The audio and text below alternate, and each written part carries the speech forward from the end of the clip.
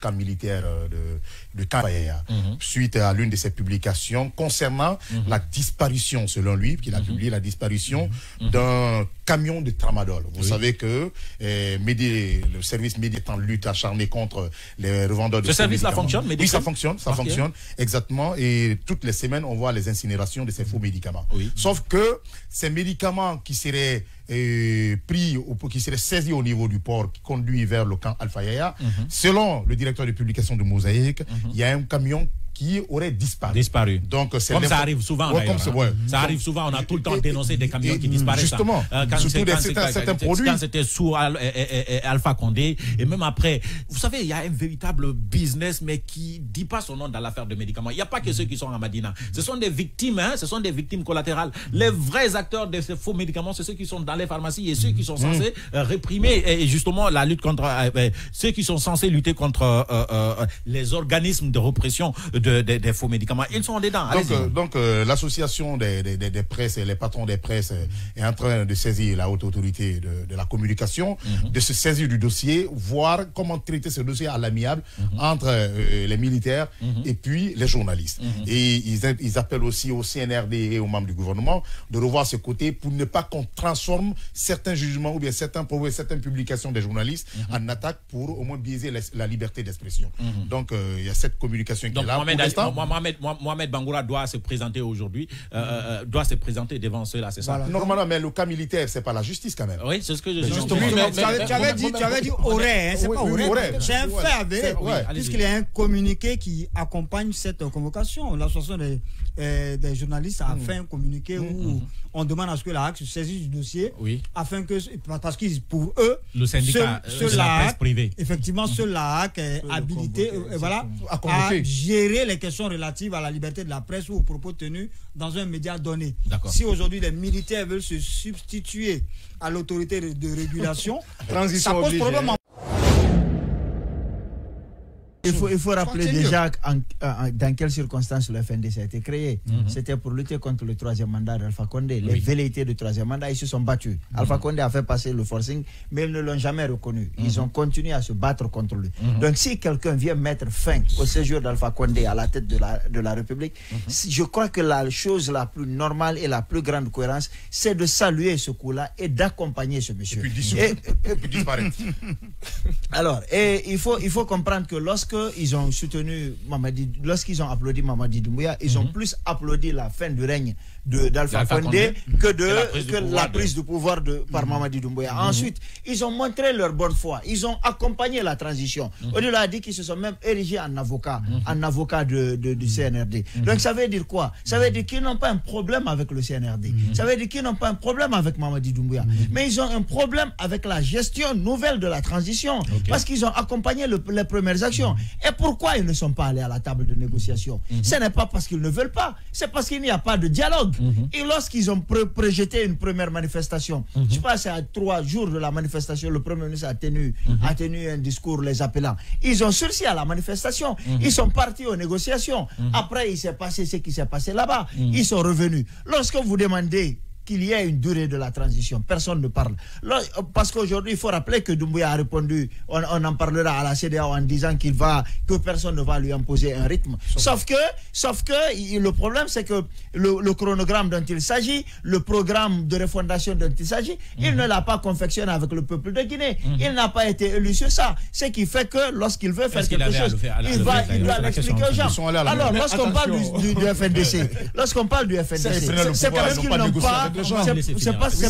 C'est parce qu'ils n'ont vraiment pas eu le choix. Et je trouve que diversifier les contestations, c'est aussi intelligent. On a tous dit ici que les gens n'ont pas de stratégie si ce n'est pas la marche. Aujourd'hui, lorsqu'ils publient ces biens-là, que ce soit avéré ou pas, mais à l'international, ça peut attirer l'attention. Ça peut attirer l'attention. Je trouve, encore une fois, que lorsqu'ils ont effacé le nom de Mamadi Doumbouya sur la liste du FNDC qu'ils avaient envoyé à la Cour pénale internationale, j'ai trouvé ça intelligent. Parce que Mamadi Doumbouya, pendant qu'ils étaient en train de contester le pouvoir d'Alpha Condé, il ne peut pas se lever un beau jour, il le renverse. Il faut qu'il planifie son renversement. Donc quand il y a un problème, on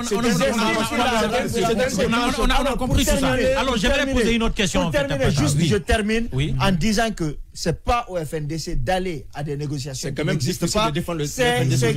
C'est passé de 48 minutes. Alors, j'ai une autre question parce que j'ai appris ça durant le week-end. Gianni Alpha, qui l'a interdit de rentrer en Guinée? Personne. Pourquoi parce que j'ai entendu dire si je veux rentrer en Guinée, je vais rentrer en Guinée sans problème. Qui empêche Gianni Alpha? Non, personne. Lui-même, il n'a pas dit que quelqu'un l'a empêché. Hein. On lui a posé la question parce que c'est Koukoundouno est à l'étranger. Il y a beaucoup de leaders aujourd'hui qui sont à l'étranger. Des membres du FNDC sont en prison. On lui a demandé maintenant s'il va venir. Il a dit qu'il n'a jamais été condamné. Il n'a jamais été condamné. Lorsqu'il aura envie de rentrer, il rentrera. Et quand il va rentrer, si la situation n'a pas changé, il prendra encore la rue. Mais c'est juste une précision pour que les gens comprennent qu'il n'a pas fui du pays. Mais aujourd'hui, est-ce que Gianni Alpha peut rentrer à Conakry? Parce que durant le week-end également, et je suis en train de relever quelque chose. Est-ce que l'intoxication également fait partie de la stratégie du FNDC? Parce qu'il y a des informations qui arrivent. Je ne sais pas si c'est des bonnes ou si ce sont des mauvaises, si ce sont des informations inventées. Durant tout le week-end, si vous n'êtes pas journaliste, vous ne pouvez pas savoir que ce n'est pas le gouvernement qui est. Enfin, il n'y a rien contre Gianni Alpha, par exemple. Si j'ai également vu une liste de 5, 6, 7 personnes sur les réseaux sociaux qui seraient recherchés effectivement par le gouvernement pour être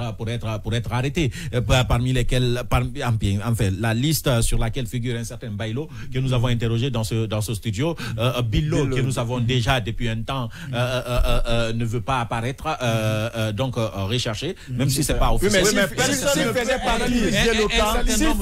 ne peut être plus éloquent que Gianni Alpha sur cette question. Il a dit qu'il n'est pas interdit de rentrer. Pour moi, jusqu'à preuve de contraire, il n'est pas interdit de rentrer. Voilà. Moi, je pense bien, ce sont des preuves illustratives pour dire que oui, le FNDC est en train de tenir peut-être d'autres arguments d'intoxication.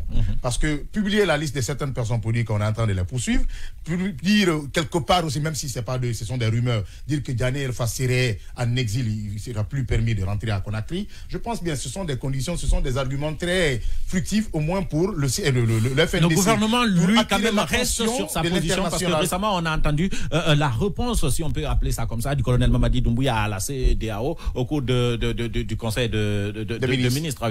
Qu'est-ce qu'il a dit exactement? Oui, au cours du conseil des ministres, c'était le jeudi dernier, avec les ministres maliens qui étaient là, donc dans sa communication. Et la partie surtout où il a prononcé ce mot, c'est lors de la sortie de Ambalo. Il est revenu dessus, il a rappelé encore les ministres, parce qu'une fois il avait dit aux ministres de la communication, de l'administration du territoire et d'autres du porte-parole du gouvernement de vulgariser beaucoup plus le chronogramme de la transition au niveau national pour que la population sache exactement ce qu'ils veulent en 36 mois.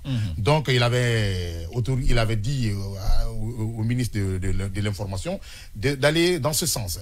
Mais sauf que après la sortie de Ambalo, quand Ambalo a annoncé précipitamment le deal qui s'est passé entre lui et Mamadi Doumbouya, donc Mori Kondé a fait une sortie qui a été rappelée par même la présidence, selon les dires, qu'il a même été crié par la présidence de retirer le poste. Et ensuite soutenu par Ousmane Gawal, encore recadré par la présidence. Mais sauf maintenant, c'est lui qui s'est dit que personne n'a le droit de s'imposer, mais de les imposer une injonction. Un comportement. Un comportement. Donc, c'est comme si lui, ici, il s'est mis dans la posture de ses ministres qui avaient tenu ses propos en amont. Donc, pour répondre cette fois-ci, et selon les entre guillemets, à l'arrogance du président en exercice de la CEDEAO. Donc, il est revenu dessus, mais tout en exhortant ses ministres d'aller vulgariser une fois encore le chronogramme, surtout les 10 points du chronogramme. Oui, on ne sait pas si ça a commencé ou si ça n'a pas commencé parce que le recensement général n'a pas encore commencé. Mais cette réponse justement du président de la transition au président en exercice de la CEDEAO à Ambalo à dire on ne laissera personne, quelques phrases près, on ne laissera personne nous dicter la façon dont nous devons nous comporter. C'est déjà la position de Conakry depuis longtemps. Oui, ce n'est pas une phrase nouvelle. Ça a été dit déjà depuis le début. Mais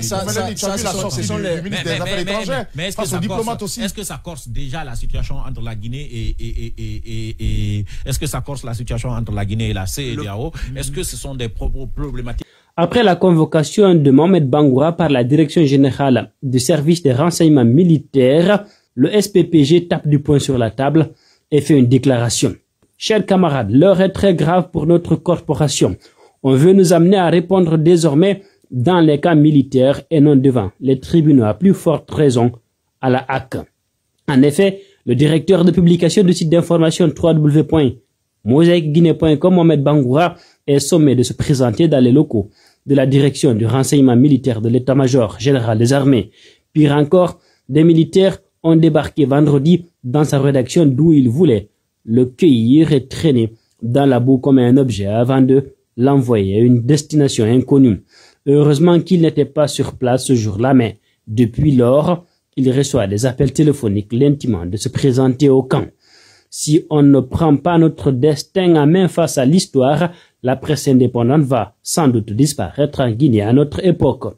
Ainsi, nos enfants seront en droit de nous demander demain ce que notre génération avait foutu au moment où les ennemis de la presse utilisaient leur pour rayer notre noble métier de la carte. Nous devons donc nous lever comme un seul homme pour dire à l'unisson non, ça ne se passera pas à notre époque.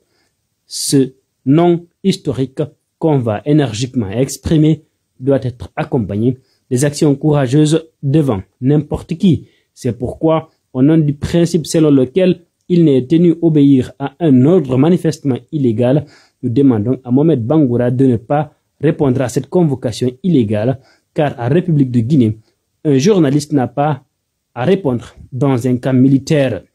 Nous demandons à tous les journalistes dignes de ce nom de se tenir prêts si les militaires qui recherchent le camarade Bangoura depuis vendredi le prennent pour l'envoyer au camp de force. Allons-y avec lui. Comme ça, ils vont nous enfermer tous. Nous rappelons que le 4 de ce mois d'août, Mahmoud Bouler Diallo d'Espace TV a été physiquement agressé par une équipe de militaires postés le long de la route Le Prince, juste au niveau de la T7. Il a même failli tomber avec sa moto. Au même moment, un journaliste de Djoma, Kakande aussi, se faisait tabasser par des agents des forces de l'ordre pendant qu'il couvrait la manifestation des travailleurs d'une société minière à Boké. Alors que nous n'avons même pas fini d'examiner les cas de ces deux camarades au niveau du bureau exécutif. Voilà que cette autre atteinte grave à la liberté de la presse vient nous provoquer dans notre dignité. Une raison de plus de comprendre que notre corporation est sérieusement menacée. La bataille est donc dans notre camp.